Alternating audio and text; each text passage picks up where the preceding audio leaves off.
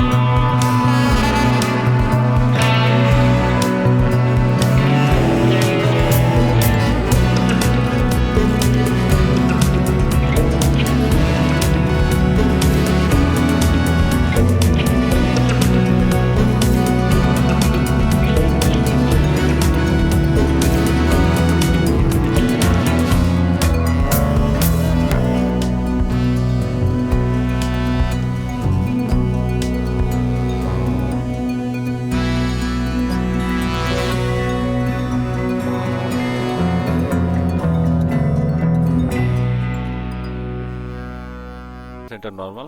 এখন আমি এটা ডার্কনেসও যদি লিখে দেন তাও কিন্তু এটা সঠিকভাবে দেখতে পাচ্ছেন যে ন্যাচারালভাবে বসে গেছে।